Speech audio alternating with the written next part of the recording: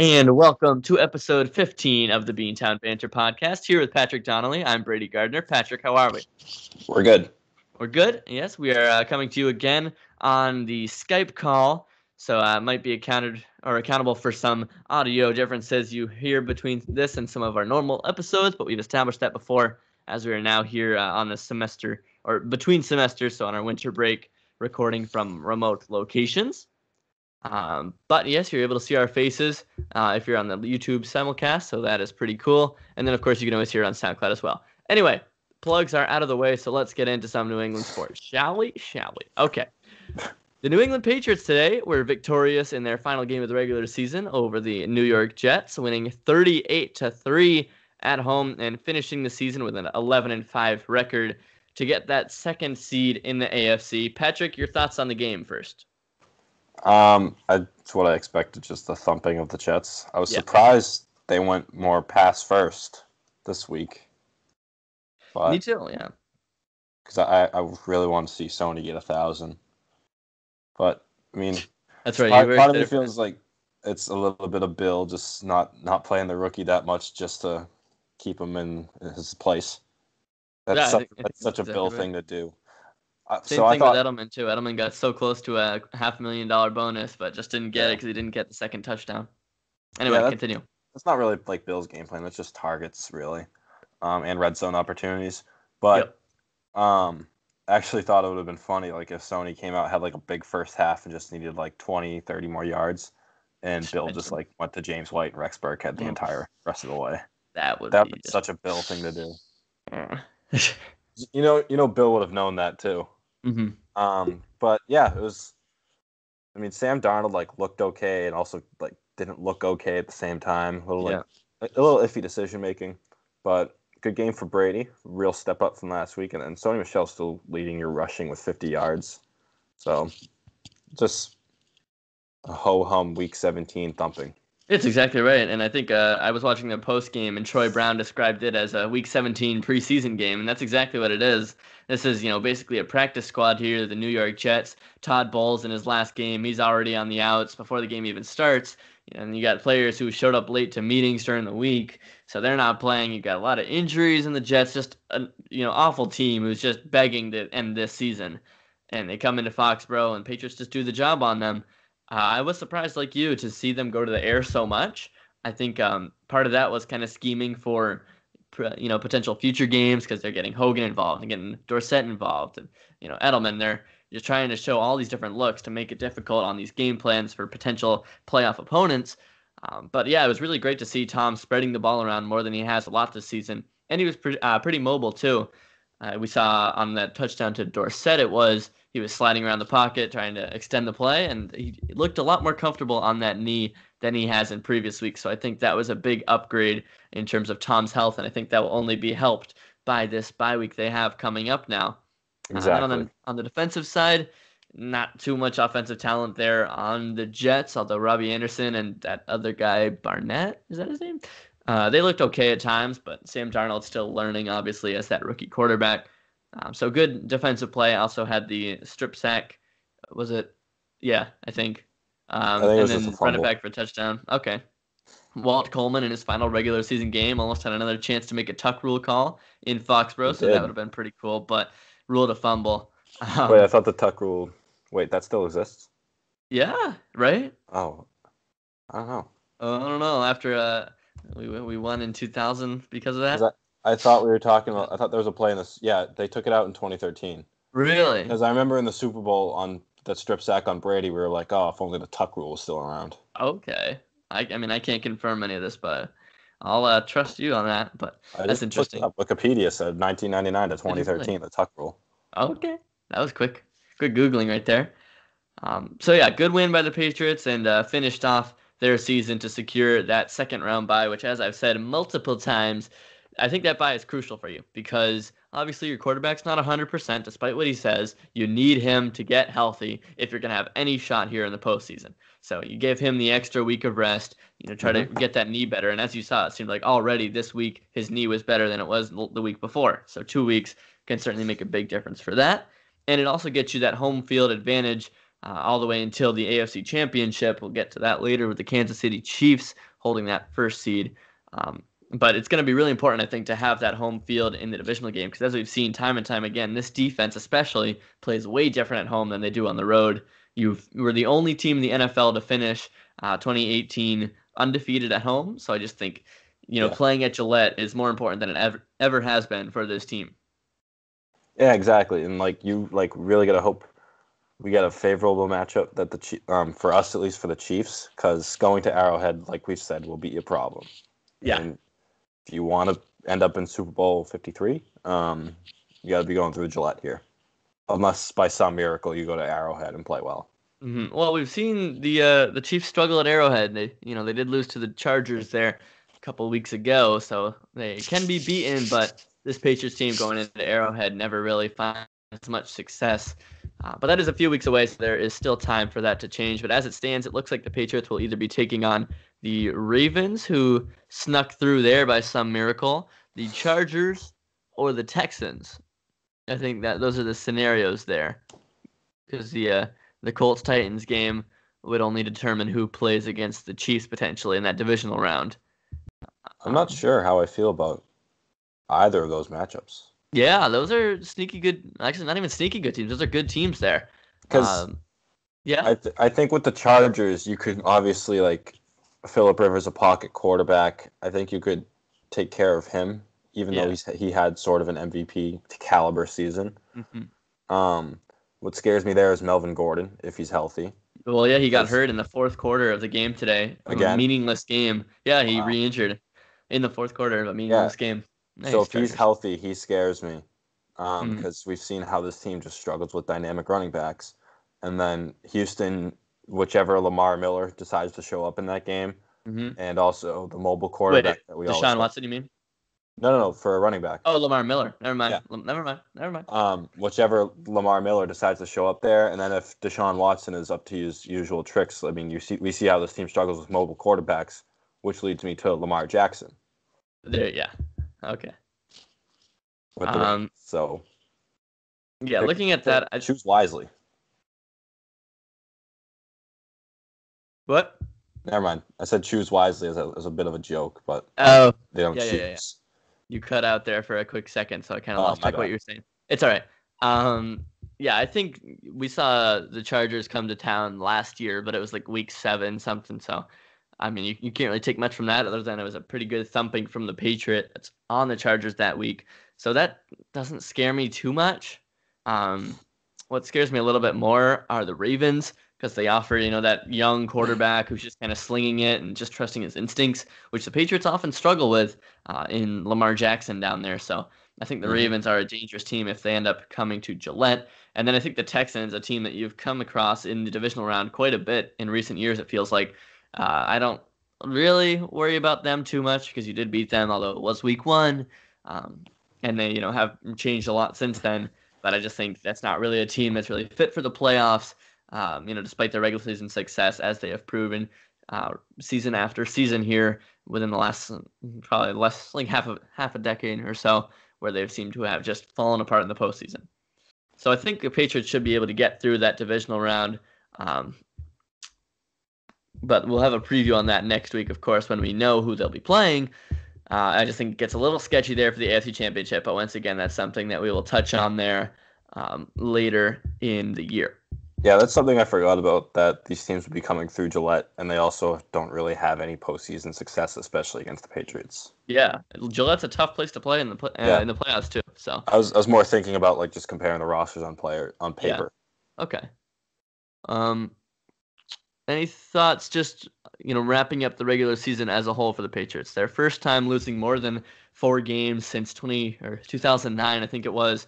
Up and down year to say the least, but still found himself in the 2nd seed. I mean, I'm not really shocked by it. I think the writing was on the wall going into the season. Obviously, then you get Josh Gordon. You're like, all right, we actually have a receiving core now, outside of Edelman. I still don't agree with you on that, but okay. One guy gives you a receiving core? I think you had a more complete receiving core. Okay, there you go. That was your answer. That was your answer for losing Brandon Cooks with no semblance of a replacement going into the season. Yeah. All right, I'll give you that.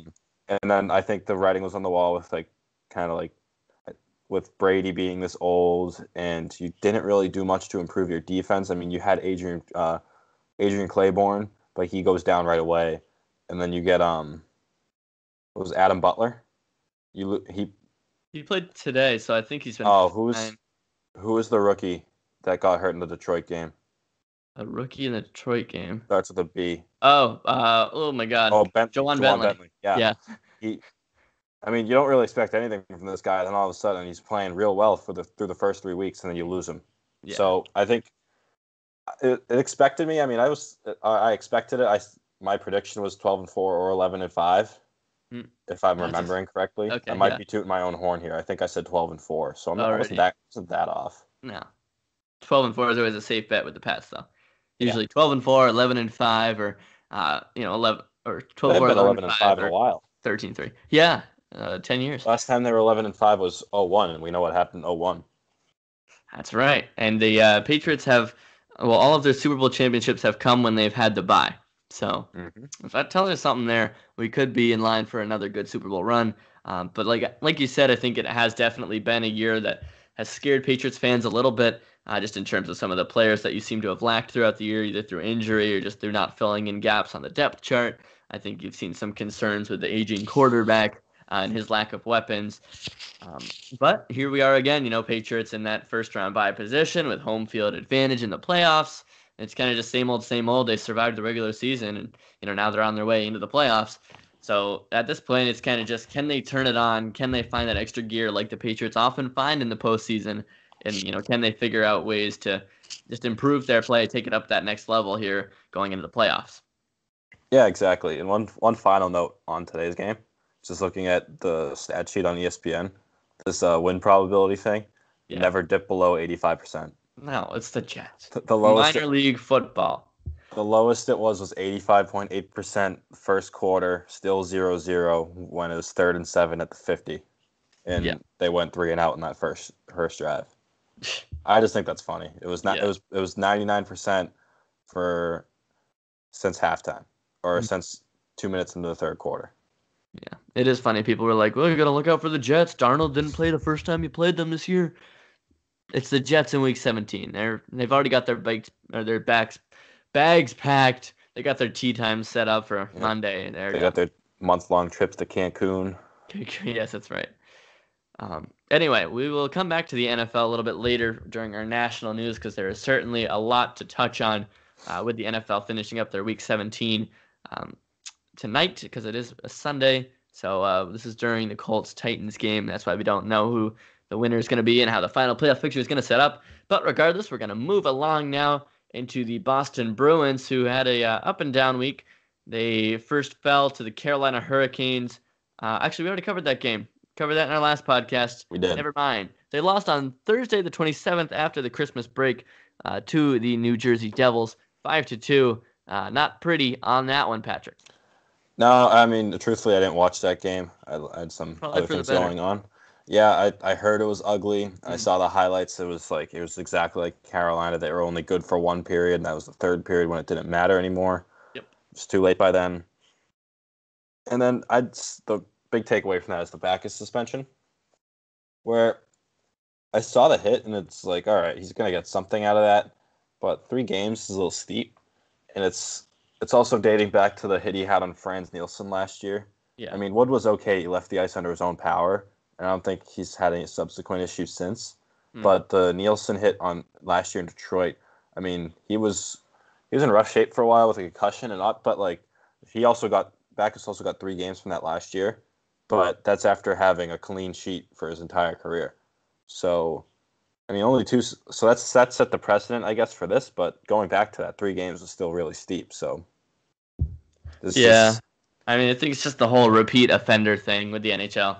I know, like you said, he didn't have much coming into last year, but it seems like we see with Marchand, we've seen with other guys throughout these recent years. It just seems like the NFL really cracking down on guys who seem to be cutting the law a little bit, on repeat offenses. So I think that's just the case of what it is here. Beck is getting probably more than he deserved from that one hit. Yeah, exactly. And it's just the history and the precedent that was set. Mm-hmm. Well, they quickly forgot about that ugly loss as they headed to the Buffalo Sabres, or headed to Buffalo to play the Sabres, where they were able to win 3-2 in overtime with Sean Corrali getting that OT goal, and a game that they trailed in twice, but were able to come out victorious against a good Sabres team. Yeah, actually, I have one more thing on that Devils game. Sorry. I just thought of it. Yeah. So I was listening to the hockey show yesterday. Today's Sunday, the Sports Hub hockey show, and I agreed with what Bob Beers had to say about Yaroslav Halak, where you get you get two kind of sloppy games in a row from Tuukka, then Halak, and in that Carolina game where he misplayed the puck, Cassidy came out and criticized him for it. I mean, that was the right decision. It's just he didn't handle it cleanly and didn't give a good dish to McAvoy. Whereas one of the goals in the Jersey game, they dump it, or like you see it go into the Bruins end, and you like think to yourself, all right, go play that, and Halak doesn't, and it burns him there. So it's a little dicey kind of what goalies have to do to play the puck there. That's the last thing I got. But this Buffalo game. Yes. Ryan Donato had like 3 minutes of time on ice in the first period and still looked fantastic. Mm-hmm. So Ryan Donato, one of the big stories here in recent weeks, really coming along. I think if he can keep it up, he needs to get a shot in the top six. So last night we saw getting ahead of myself here with words. We saw Sean Corrali on the first line for a little period of time, which is just it's like Joachim Nordstrom on the second line. Like we have Anders Bjork. I'm just gonna get into my Bjork thing now. Here we go. We have Anders Bjork in Providence, who has been playing really well and earned praise from the coaches for ramping up his game between Friday and Saturday nights, the Friday and Saturday night games in Providence. And he's playing well. He's putting up numbers, and he's still not here. And with the back of suspension, McAvoy on IR right now for short term, obviously, because he'll probably be back on Tuesday. It's just curious to see why they don't give him a shot, because, I mean, Joachim Nordstrom on that second line right wing, he's fine in a pinch. But we can't sit here and act like this is. Ty Anderson also says this too. There was a big talking point on the Sports Hub hockey show, and I think that it's every time a lineup comes out and we see Joachim Nordstrom on second line. Like, why are we pretending these guys are top six players? Like Colby Cave, is fine, but he's a fourth liner. That's what he is. He's not going to be anything more than a fourth liner. And Joachim Nordstrom, he's a good bottom six piece. I mean, third line might be a bit of a stretch for him. I mean, his career high is 10 goals. So, what are we sitting here pretending like David Krejci? I mean, he can elevate players, but he can't elevate them that much. Not like Bergeron can. Because I don't mind if you're sticking, Cave or, even Donato eventually, or Bjork, we've seen. If we're taking him next to Bergeron, I don't mind that, because Bergeron and Marchand are known to take, young players and make them better. But like Nordstrom on the second line just doesn't make sense, like you said. Yeah, and it's like 63, 37, and 10 as your first line. That's Marchand, Bergeron, Bjork, for those of you who don't know numbers. That was a little mean. Well, anyways, that's sitting right there in front of your noses. It worked last year for the first month before Bjork got hurt or broke his collarbone. I mean, it's right there. Like, you have it. And then also in that second line, 70, like DeBrusk, Krejci, Pastrnak. That would be fantastic. And or even if you want to go back to what you had before Bergeron came back. You have Marchand, Krejci, Pastrnak, and then DeBrusk, Bergeron, Bjork. I would like both of those lines. Yeah, I think that would be a great setup. And then on your third, I don't get this third line where we're doing Donato, JFK, and Noel Acciari. I mean, it worked. Acciari finally scored a goal last night. He actually did something noteworthy for once this season.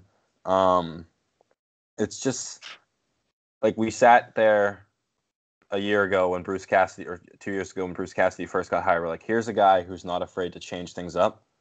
And here we are now. It's the same head bashing things night in, night out. Yes, you wonder if that's something from a couple levels higher than the manager there. If that's, I don't know, Cam Neely or somebody saying, hey, let's just wait and see how this plays out. You never know. I think if it's anybody, it's Neely, because I think Sweeney's pretty obvious that we're the youth movement here. And here we are where Mr. Grit Cam Neely, for before Sweeney his approval rating went skyrocketed the last 2 years. Those first 2 years with Sweeney were pretty rough. And Cam Neal is taking a lot of heat for we need grit, we need toughness in the lineup, we need guys who are slow as molasses and can't shoot the puck. And here we are now pretending they are second liners. Yeah, I think there are clearly still holes in this team, especially on that second line there, looking for your winger. But it's still been difficult to really tell how these lines are going to shape up if you're healthy, because there have been so many players in and out of the lineup. We see Brad Marchand now a little banged up. It looks like he'll be good to go here going forward. You see Charlie McAvoy now back out of the lineup, but seems like he'll be back in and amongst it soon. And we know Zdeno Chara back in, but has he really looked 100%? Not so sure. So DeBrusk looks good, actually. I'll give you DeBrusk. He has come back strong. Mm-hmm. And then obviously still Vakanainen. Now he's with the World Junior Championships for was it Denmark? Finland, yeah. So he's still MIA. He'll probably end up back in Providence. Because if they needed him here, he wouldn't be there. Because they got the depth. It's no issue letting him go play. They finally sent Lozon back down. That was a little under the radar move. But I think like we sit here, we need a second line center or a second line winger or a third line center. Well, you have still about two months roughly. Give a few more days on that till the trade deadline, and you have all these in-house solutions right there, and you just are not trying them. Right. So why are we? I mean, I'd love to see them make a move sooner rather than later, when the prices go up at the deadline, as they inevitably will. But I think, or unless they go down, people are desperate to move players. But I think it's silly to not try these in-house solutions before you go out and get somebody. And I think if you're not going to try, and obviously we've tried the in-house thing at third line center, and JFK has shown flashes of it, but it doesn't look like there's anything coming this season to permanently fix that. It might just look like we keep doing a rotation there for whoever's playing better at the moment. Which I don't really mind, though, because you have so many good young guys who could be something there. Yeah, but if it's on your third line. But it would become an issue come playoff time. Yeah, well, it depends what you want. Are you really trying to win right now, or are you trying to have sustained success? I think you are, because Chara's a free agent again this year. What does he choose to retire? No indication that he will, but you never know. Yeah. Just does he retire, or how much you're going to have to pay him? So it's and you have all this cost-controlled youth before you have to sign him this summer and next. Right. So it's wasting prime years of Bergeron, Krejci, and Chara, and Marchand. And it's also just not maximizing the window you have. Right. Well, yep. As much as we want to say they're set up for the future, it's really still a win now, because you have these aging veterans. And as much as we want to say Bergeron's 33, it's as much as we want to ignore it, he's climbing, and maybe durability becomes more of a factor a couple of years down the road, or production ends up slipping. I don't see it happening that soon, at least.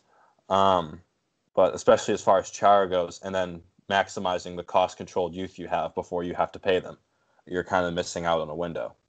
Exactly. Well, speaking of win now, the Bruins have some opportunities to get wins this week with a game on Tuesday, the NHL Winter Classic on New Year's Day against the Chicago Blackhawks, who have really struggled this year. Patrick's already wearing the Winter Classic jersey that he got a week ago for Christmas. He's pretty proud of that, you can tell. Such a nice jersey. Mm-hmm, it really I think is. It might be my favorite of the three. Really? See, I didn't want to say it, but now seeing it in person. You're biased. You got it for Christmas. You're biased. I mean, seeing it in person, it's got to be the first one. I love just looking at this thing. The first one, you can't beat the first one. But I think this has the perfect blend of that brown and that yellow with the white. Right. I think they forced the white in there, though. The first year, they just went for the yellow and the brown. Major. Oh. I don't know, buddy. It's close.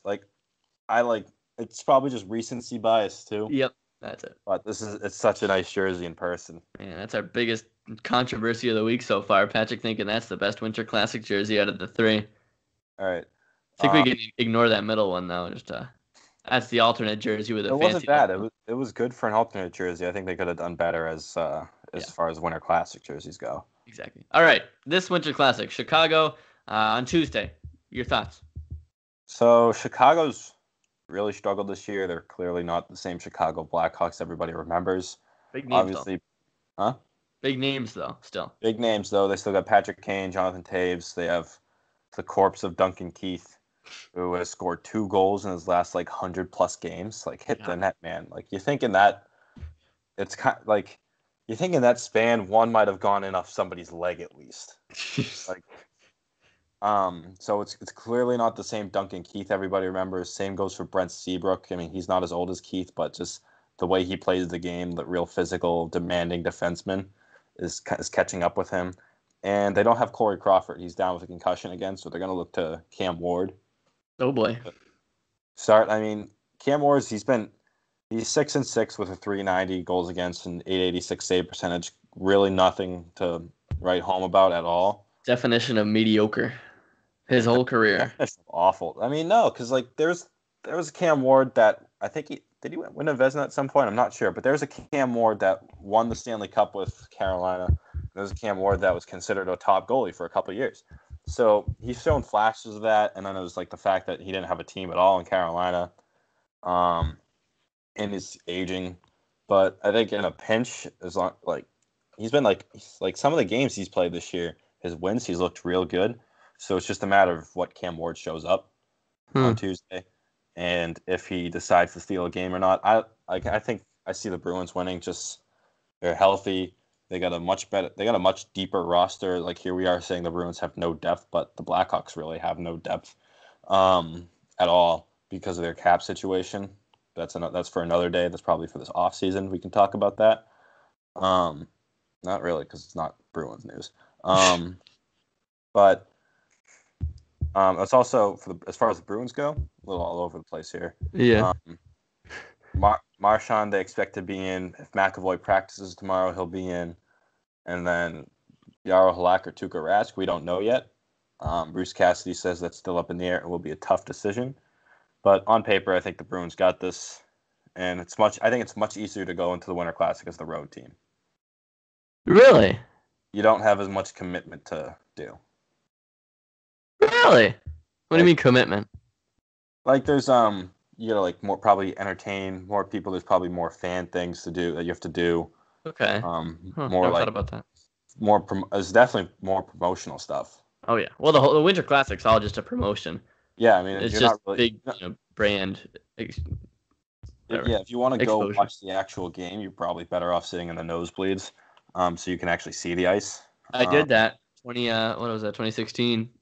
Yeah, I did that. It was really good, actually. It was those above cameras that you see. Yeah. Pretty good. Did that the Frozen Fenway. Watching it from the monitor was really good. Really? Yeah.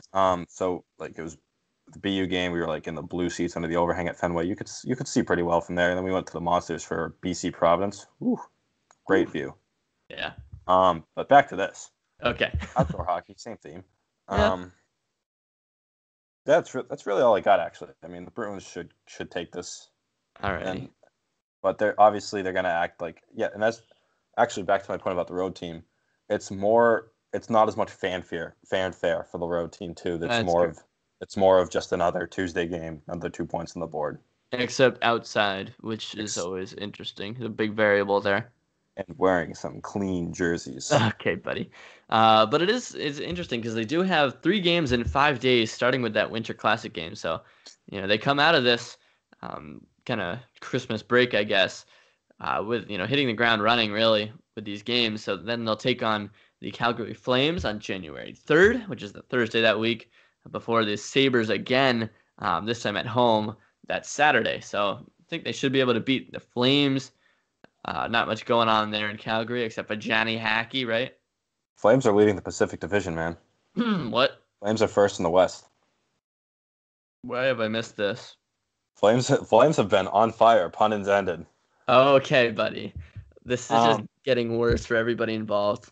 And I got to do some quick Googling now. Just for this, I think they're still first in the West. They're definitely first in the Pacific still.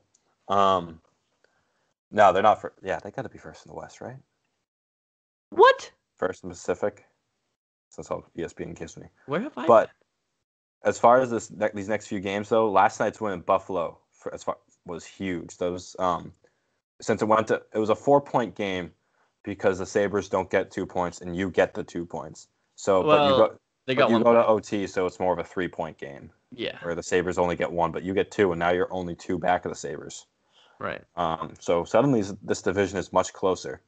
And then you play some struggling teams coming up. You got Chicago, Minnesota, and then so you got Chicago on Tuesday, Calgary. That's going to be a tough test, but it is at home, so it's a little better for you because you always struggle up in Calgary.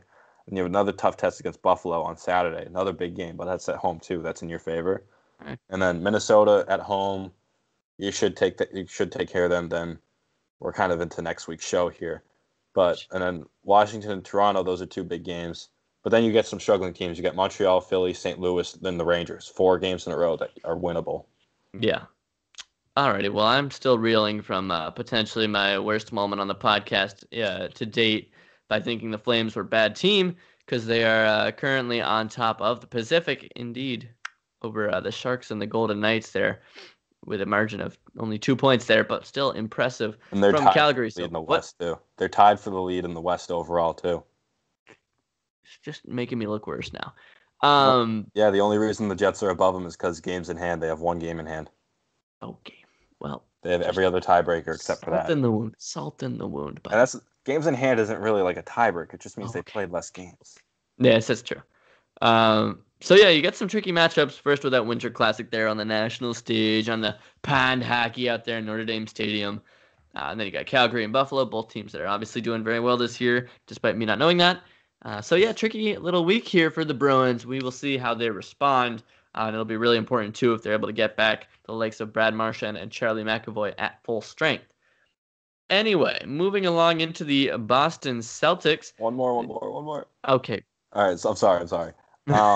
But we got, as far as the standings go for the East, I mean, you're holding that first wild card spot right now, but right behind you is Montreal, 1 point back, and right behind them is the New York Islanders, who have won 3 straight and are 7-2-1 their last 10, and are only 2 points outside of 1 point outside of a wild card spot, 2 points outside of your spot. Who needs John Tavares? So yeah, exactly. They're showing him. They got to really take advantage of these points on the board these next few weeks and jump back into that top 3 in the Atlantic. Mm-hmm. Alrighty. Well, for your C's there, they defeated the Philadelphia 76ers on Christmas Day, 121-114 in overtime. That was kind of the Kyrie show. Went for 40 points, 10 assists. Your thought on the Christmas game first? I thought it was good that they came out flying, and then third quarter it happens, and all of a sudden they're down. Yeah. And then Kyrie takes over, which needs to happen more often, I think. And they win in overtime. I mean, Kyrie really needs to just take over every game here, it seems like. He did again in the next match for them against the Houston Rockets, which ended up being a 127-113 loss. But stretches of that game, especially there in the third quarter, were the Kyrie versus James Harden show, which obviously the Celtics ended up on the wrong end of. And then Kyrie led scoring again with 26 the next game against the Memphis Grizzlies in a 112-103 come from behind win, which was just yesterday on the 29th. So, back to winning ways a little bit. They've won 3 of their last 4, but I'm still concerned with the amount of pressure that's being put on Kyrie's shoulders here, or weight that's being put on his shoulders. I'm still very concerned with the rest of the team. Okay. Kyrie's the only guy who seems to be able to score right now. That's the problem. Can he sustain it? I don't know. That's the question we shall see. They burned him out last year. They relied on him too much. They said, you know what, Kyrie, you go win us the game. And he did it for a good stretch. And then the knee blew out. And then he was useless the rest of the year because he was just trying to get back to full strength. Yeah, exactly. This is what the problem you might. Some games. You gotta save him. Whatever happened to that full, the preseason, we're going to just coast him. We're going to, put less pressure on him. We're going to make it a team game. And then we're going to be ready for the playoffs. That seems to be out the window. Well, see, that was because we had lofty expectations for Jason Tatum, Gordon Hayward, Terry Rozier, and Jaylen Brown. Hayward had 14 last night. I don't know how he did in Memphis or on Christmas, but I think he's seeing more consistency lately. And then obviously we don't like what is happening with like Tatum's doing it. Like we need to see Tatum do it a little more on a consistent basis. Yeah. That other option with Kyrie, but Terry Rozier and Jaylen Brown. I'm the biggest Jaylen Brown fan you will ever see in all the land, but it's that sophomore slump a year late, and we don't know why. And Terry Rozier, I think it's just this is who he is. This is just what he's going to be. I think the playoffs was a one-off, and you missed your opportunity trading him in the summer. Hold on, Brady's frozen on my screen here. All right, not really sure what's going on with Brady, but I hear him.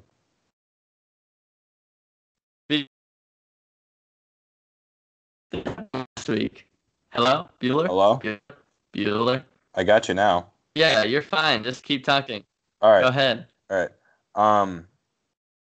So yeah, obviously, what I said was you missed your window trading Rozier, and I don't know who it was on Twitter. I think it was somebody from Guy Boston Sports, but he's been tracking it lately, and Rozier and Brown have been pretty removed from the team. Like there was I think it was last night, or it might have been against Houston, one of those games where Brad Stevens having a timeout conference on the bench, and Rozier and Brown are away from the circle and just laughing to themselves.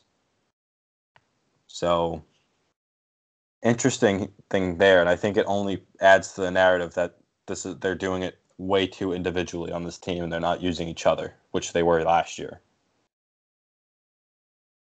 And so a week ago, you had that behind closed doors meeting, and you wonder if that was kind of everybody ganging up on those two, where they're like, "Hey, you guys need to kind of take your expectations down a little bit. This is a team game," and so you wonder if they've kind of lost interest here. That's a little scary thought, but it's definitely a potential.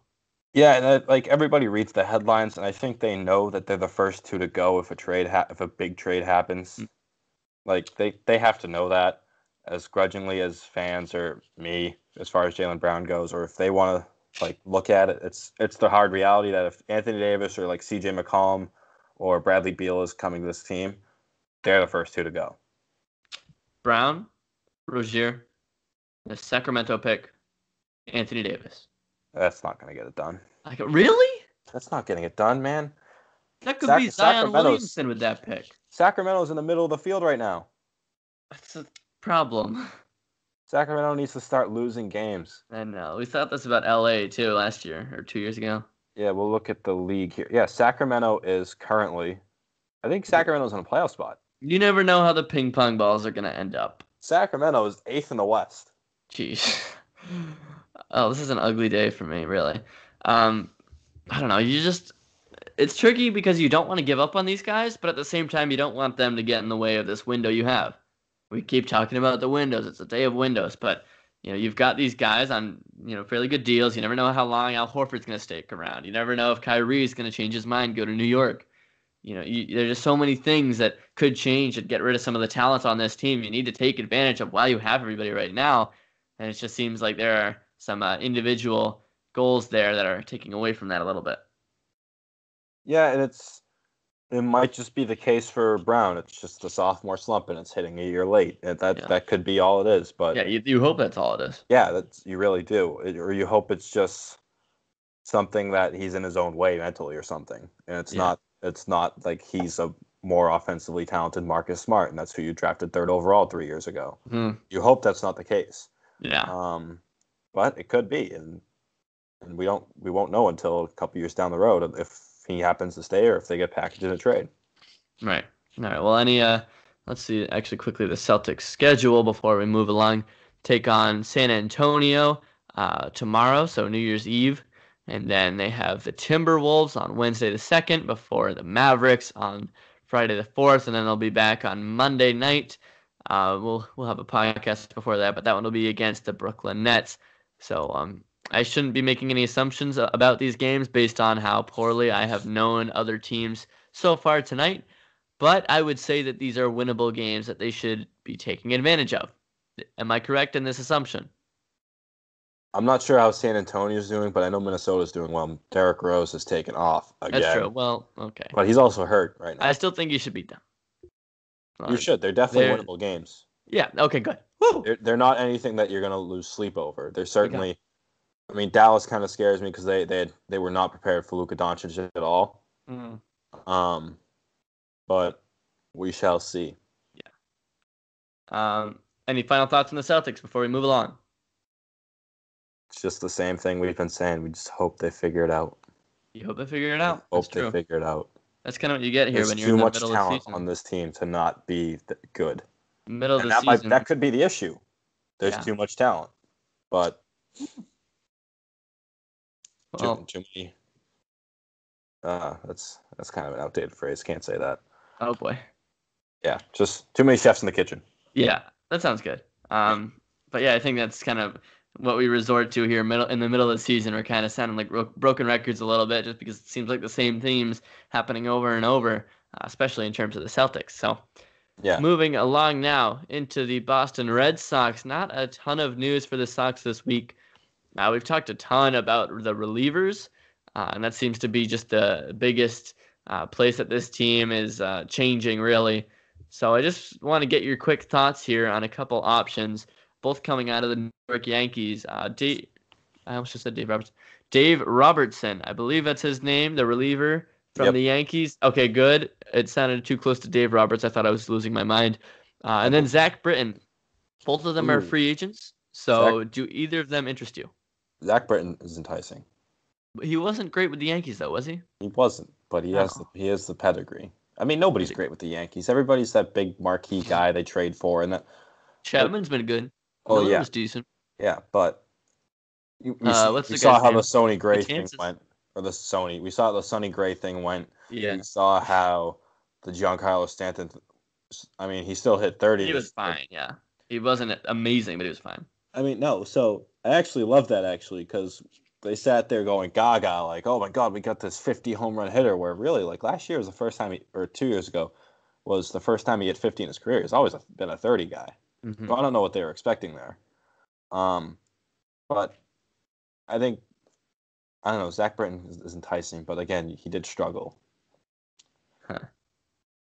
Well, yeah. I mean, I'm not really sold on him. I'm almost more interested in Robertson, which kind of sounds crazy. You don't know a lot. Well, from my knowledge of him, he seems like a guy who can do a lot of roles. He can be that long reliever, and he can also be a kind of setup guy, which is what you need. Okay. It seems like Britton's more, 8th inning or 9th inning. That's it.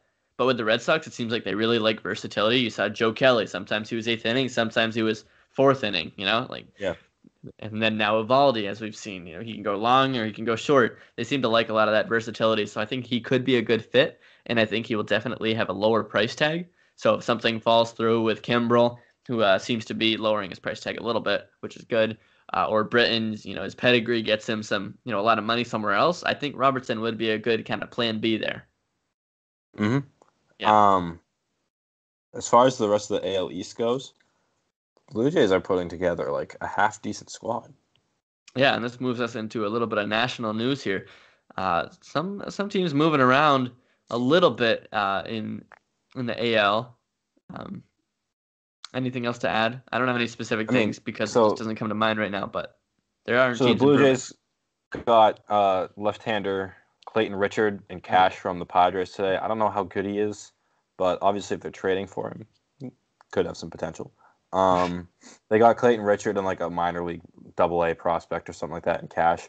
And then they signed Matt Shoemaker, however they decide to say it, to a 1-year contract, which, I mean, he's okay. He's good, like back of the rotation starter. Wasn't the guy LA thought he would be. Or Anaheim, excuse me. And then the Rule 5 draft, it was a little puzzling. They take this 18-year-old pitcher from the Royals, and like however the rules went in that Rule 5 draft, where like he has to play on the major league roster next year as an 18-year-old. Wow. But like as far as like the Blue Jays organization goes, they're like really high on him. But the Blue Jays have been making moves, whether they're minor league or like smaller major league moves, and they're obviously going to get Vlad next year. And obviously they're not going to make the playoffs, but they could like play spoiler and challenge a few games here and there. So just don't write Don't write them off when you play them. Maybe a little contender there in the AL East below the Red Sox and Yankees, because you kind of have the Rays there showing some potential. Maybe they're stepping up to the level of the Rays in the AL East. But I think the biggest national news this week has to be in the NFL. Actually, you had an NHL thought first. So we'll give you that one first. We'll give you the stage for a couple minutes here. About Peter Chiarelli. There we go. Let's hear it. Peter Chiarelli will never cease to amaze me. Oh my God, that man just ruined the Bruins for 3 years, and now he's doing it to Edmonton. Mm-hmm. So Edmonton, as well as has been documented, has like almost no forward depth, the horrible Milan Lucic contract, and a horrible defense. Yeah. And so their defense, which is already suspect to begin with, is kind of banked up now. So to solve the issue, our good old boy Pete, goes out and gets Alex Petrovic for, I believe, for Chris Weidman, who is seventh, sixth, fifth defenseman. He's a bottom pair guy, and a conditional third round pick. That was for Petrovic. So they get Alex Petrovic, who he can play top four in a pinch. He's better served as a top six role, and he's kind of that sandpaper guy who's also, he can skate a little bit. Also an Edmonton boy. We know how much hometown boys work out in the NHL. And then the real kicker here, they go out and get Brandon Manning and Robin Norrell for Drake Caggiula and Jason Garrison going the other way to Chicago. And Jason Garrison, he's clearly in the back nine of his career. He's just going to be a depth piece for Chicago. Might see him Tuesday, depending on how things shake out, because Chicago's banged up a little bit on the back end too. But Drake Caggiula, 24 years old, is projected to get 18 goals this year. He's at 7 right now, and had 20. I think he had 20 last year. Wow, 20 goals. Oh no, that's 20 over 2.5 seasons. My bad, not 20 altogether last year. But he's he can play. He can slot up and down your lineup if needed. Better served as a third line role. Good shot, plenty of skill. As for those of you who followed him in North Dakota, if you happen to.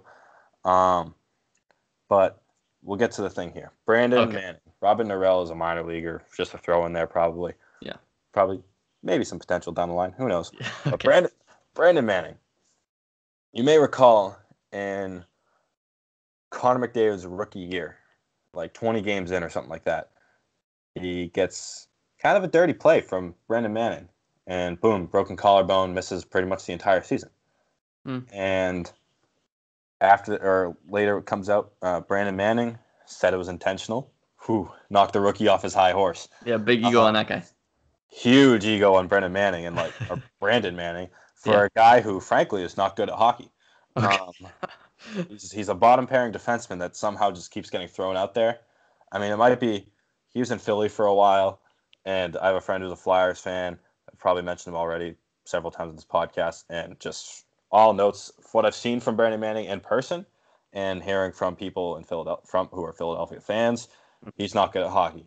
And he's having a suspect year with the Blackhawks now because the Blackhawks just don't have that great of a roster. But anyways, we have Brandon Manning, who intentionally injures Connor McDavid.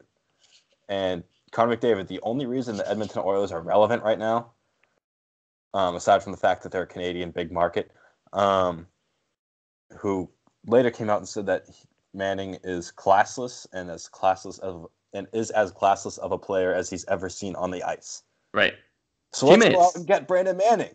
Great. Put him on the same team as Connor McDavid. Yeah, it reminded me a little bit of David Ortiz and David Price from a few years ago. Obviously, that ended up working out because they ended up kind of putting their differences aside. But just like a guy you would never expect to be another guy's teammate, and all of a sudden they're in the same locker room together. It's just crazy. Yeah, and it's not even like they're getting a whole ton of promise out of Manning either. He's 28, so he's clearly done developing. Yeah, and this is what he is. He's like a sandpaper, or not as like he's kind of a punk actually. He's just like he's a bottom pairing defenseman who doesn't really offer much aside from physicality, and he doesn't move the puck exceptionally well. He only had a goal and 2 assists in 27 games for Chicago, and in 234 NHL games he only has 12 goals and 34 assists, which actually that's a good assist number. But he had Claude Giroux and Jake Voracek in Philadelphia, which helps. Yeah. But I mean, good for them getting Alex Petrovic. But oh, man, it's why do you go out and get your star's mortal enemy? Well, you can't discredit Chiarelli for trying because he is making a ton of moves out there, but it's just classic Peter Chiarelli, just kind of pushing the envelope and just confusing everybody. Yeah, it's like, how much does this really help your team? I mean, right. Petrovic is 26, so like there's a little bit of something there, but other than that, well, what are we doing here? We will see how that all plays out, but let's get into some NFL here and take a look around the playoff picture quickly, as we only have one game left to play, which is taking place right now between the Colts and the Titans. No idea what the score is, though. We'll try to get that. Colts. 14-0 Colts. So we're going to assume the Colts are going to win that because Blaine Gabbert's at quarterback for Titans. I just don't see it happening. I think the Colts will get that. So your playoff picture looks like this. In the AFC, you have the Chiefs 1 and then the Patriots. So those are the same that it was before. And then you get the Texans in the 3, followed by the Ravens, who clung on barely to that 4th seed, and then the Chargers at the 5th, which has been locked up for a while. And it looks like it'll be the Colts, but it might be the Titans if they're able to pull something out miraculously. But that looks like how the AFC will shape up. So it seems like your wild card matchups, which we'll focus on here for this week because we don't have to get into some of the later stuff since we'll be back on the podcast again next week. Looks like your AFC playoff matchups will be the Colts and the Texans in Houston, and then the Chargers and the Ravens in Baltimore. So we'll start with that first one. You think the Texans can hold off the Colts, or if it ends up being the Titans, you think they can take care of them at home in Houston? I think they can, especially at home. Yeah, I think so too. The way they've been playing offensively. Deshaun Watson has found it after a shaky first few weeks. Right. I think the Texans have been inconsistent against their division this year, and so those would be divisional games against either the Colts or Titans. They're in the AFC South, but I think at home in the playoffs, Texans should be able to get it done. Mm-hmm. And then over the other matchup, the Chargers going into Baltimore. Almost kind of strange that they're the 12-4 team is the visitors going to play the 10-6 team that barely got into the playoffs. But nonetheless, that's where we are. Do you expect the Chargers to get the win on the road, or do you think the Ravens can find some way to beat them? Hesitation. I got to go with the Chargers. Yeah. Just how high-powered that offense has been. They've actually had defensive contributions. So I think they can do it. Yeah, I would say my gut instinct is the Chargers just because of the strong regular season they had. But it is a choky Chargers team. We saw them kind of, let the Broncos stick around there today. Not very good Broncos team at all. And then heading into Baltimore, this is a team that lost to the Ravens at home. So you think the Chargers can really go take on the Ravens when the Ravens are in their home stadium? But I think, the Chargers will figure it out for the postseason and maybe get their first postseason victory in what feels like a very long time. But I would not be surprised at all to see the Ravens pull out the upset, at least in terms of the record there. Yeah. And move along into the next round. Was the Chargers' last postseason win the divisional round before they played the Patriots in the AFC Championship? It probably was. It feels like it's been a while. I think that must be it. Well, they've played in a good division. You had the Peyton Manning era there in Denver, and then you had now the Chiefs. It's a tricky division to play in. Yeah. Except for the Raiders. Raiders are awful. Anyway, moving over to the NFC, the Saints and Rams held their positions without much difficulty. Obviously, as the Saints had already secured that first seed in the NFC.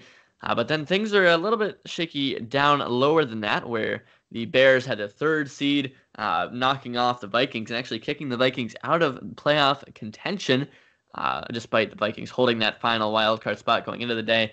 The Cowboys had the 4th seed. They still do. And then the Seahawks have the 5th. And the Eagles, behind the good old Nick Foles, found their way into the 6th seed by beating the Redskins, matched with the Vikings lost to the Bears. So your matchups will be Eagles-Bears and then Seahawks-Cowboys. Those games happening in Chicago and Dallas. So first off, you think Nick Foles can head into Soldier Field and knock off the Bears? That's if he plays. Really? Chest injury today in the win, and then rib soreness. Wow, that's drama. Oh, that left him 4 snaps short of $1 million bonus. Oh my. Oh no, Nicky. He'll get paid though. He'll get paid this offseason. Oh yeah, of course. Oh yeah. It's gonna be interesting. I mean, post game he said I'm sore. So it was a ribs injury, nice. And tests tomorrow will provide more clarity. Right. But if they have to go in there with Nate Sudfeld, Mm. it's going to be the Bears going away. Yeah. Sudfeld's like been okay when he's played actually, but there's no way that guy does in the playoffs. But if Nick Foles plays, I don't know. I like Spicy. it'll probably still be the Bears, but it'll probably be a lot more interesting. Yeah, I think the Bears will take be able to take care of it there because it has been a good Bears team. Although they've had some challenges playing at home, so Eagles could be a little bit of a scare there. I kind of consider the Eagles to be the Ravens of that division, even though one's the 6th seed and one's the 4. Just think they're a team that's kind of low key talented there and hasn't really had the season that maybe they had hoped to or they had potential to. So I think the Eagles could pull off a little bit of an upset there. But the other game is the Seahawks traveling to Dallas to take on the Cowboys. This one will be interesting. I'll let you go first. What do you think? Seahawks at Cowboys. Yes. Um, it's at Dallas. I got to give it to Dallas. I'm going the other way. I think Seattle will find a way. Really? I think they figured out their defense. Obviously, didn't look too great against the Cardinals today. But I think Russell Wilson is kind of finding his stride really here late in the season. He's put out some great passes down the field. And so I think, Dallas, Jason Garrett, not really the most convincing of head coaches in the spotlight.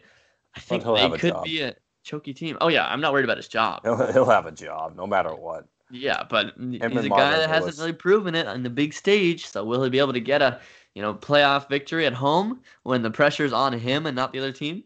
I don't know. I might be going Seahawks. Did they make the playoffs, Dak Prescott's rookie year? Oh, I could not tell you. Because I think they might. If they didn't, it's his first playoff without Romo. Yeah. So you don't have a choke job. Not like Tony Romo was any magician in the playoffs. But yeah, exactly. So you want to have a choke job lined up. Yeah. By the way, go ahead. No, what were you saying? There is a chance that the Steelers can still make it. By the way, if the Colts and Titans tie today, the Steelers will be right back in that 6th wild card seat. Isn't that crazy? Interesting. Yeah, Steelers had their hopes crushed today when Baker Mayfield's comeback fell just short, and the Ravens were able to beat the Browns. But Pittsburgh could still be in it, but that would take quite the miracle. Looks like it'll be the Colts in that final wild card spot in the AFC, but that's the only position left to play for, as it's the final game here of the regular season before we head into playoff football. Any final thoughts on the NFL before we move along? I think it's just good. Knock the Steelers off their high horse. Yes. Well, you always love to see the Steelers. What a fraud of a team. Yeah. What a fraud. All these egos in the locker room, and you have all this talent. I mean, Big Ben fell off a cliff, but his ego just get them out of the way. All right. Well, as it is our last episode of 2018, I thought it would be nice to recount each of our best moments for each team in 2018. So I know I'm surprising you with this here, so I might go first just to give you a little bit of time. So the New England Patriots, their best moment of 2018. It's tricky. That is tricky. Because, oh man, we don't have a Super Bowl to talk about. Yeah. Oh, so sad. I would say that win over the Jaguars, because that was a good Jaguars team in the AFC Championship last year. I think this season, maybe you could look at a couple of those big primetime games, but I think the most impressive win from the past was against the Jaguars because they were flying last year coming into Gillette. Patriots were able to beat them in a comeback. I think that was just a big win for the Patriots. Obviously, we weren't able to get it done in the Super Bowl after that, but I still think that AFC Championship win was probably the highlight of the year for the Pats. Yeah, I agree with that. Oh, wait, actually, the win in Pittsburgh when Deron Harmon had that last-minute pick off the deflection. Yeah, I think I'd go with that, just not to piggyback off yours. Oh, wait, that was 2017 though. What? Never mind. That was 2017. I don't think so. Yes, it was. December 17th of last season. Yeah. So by technicality, I have to agree with you on the Jacksonville win. Huh. Wow, boring. I mean, there's not much to get excited about here with the Patriots. They didn't win the Super Bowl last year, so. Yeah. Okay. My God, they're terrible. Anyway, I got my Bruins. Bruins You one. want to? All right, go I ahead. thought about that one earlier today. Jake DeBrusk, Game 7, game-winning goal. Dang it, that was mine. It was, that was just a get off your seat and scream moment. Yeah, I think that whole game for the Bruins, because That roller coaster. Good Toronto team, and you had your backs against the wall, really, a lot of pressure playing on home ice, and able to get the offensive performance they did that game. I think that was huge. Obviously, it didn't work out against Toronto, but that was a big one. Against Tampa. What? Oh yeah. Sorry, Tampa. Just getting to put those annoying Toronto fans in their place. It's always nice to put Toronto fans in their place, regardless of this. It's wonderful. It is. Always is. All right. Boston Celtics. You want to go first? You can go first. I'll go first. It's not even part of a game, but I would say Kyrie Irving committing. Actually, I kind of two. I think Kyrie Irving voicing his commitment to the team is huge. Obviously, I'm still a bit of a skeptic on it because I think he could change his mind if things go south here and say, you know what, actually, I'll be, heading to the Knicks. Like, boom, he could be gone. But I think him just saying that makes it a whole lot more likely that he'll end up here, which I think is huge for the future of your franchise, especially if he's able to stay healthy. So I think that was one of their biggest moments of 2018. You might take the other one that was in my mind. If not, I'll mention it just kind of as an honorable mention. I'm trying to remember how it went here. Oh, it might be. I think I got two. Okay. The Tatum block on LeBron. Oh my gosh. Or it was Game 3 in Philly or Game 4 in Philly when they launched the confetti early, and because they thought they won on the 3, but it was a 2 to tie the game. Oh yeah. When they oh no, that won 5 games. Yeah, I think it was Game 3 or 4 in Philly, and then they came out and won an OT. And I'm probably forgetting something here, and you probably have it.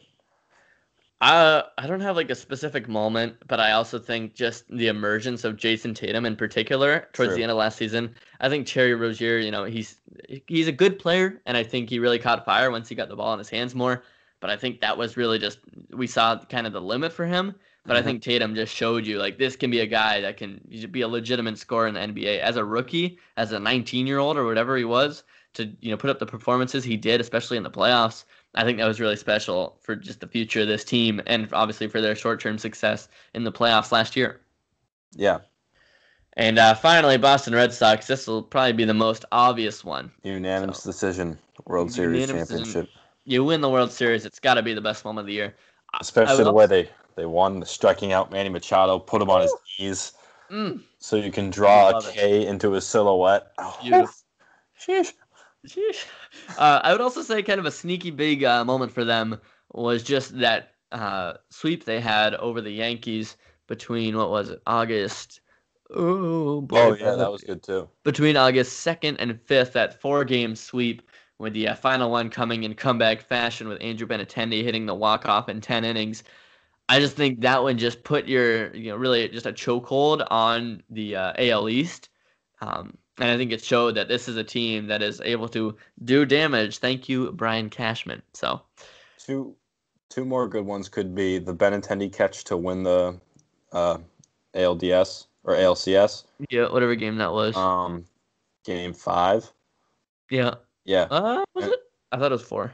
No, it was Game 5. They didn't sweep that. So was that the end of the series? I thought that was the game before. To win it. Oh wait. The diving catch when it was bases loaded? Yeah, I thought that was to win the series. I don't think so, Chief. Oh, we're going to have to... That was only October, too. Yeah. That wasn't. That was Game 4. Thank you. I think we could be wrong, because, I'm just looking at the scores and I'm trying to guess here. Oh, my Atlanta. All right, Wikipedia, save us. Oh, boy. Benintendi catch. Yep, it was Game 4. Yep. Thank you. All righty. And then the other one? Was it game...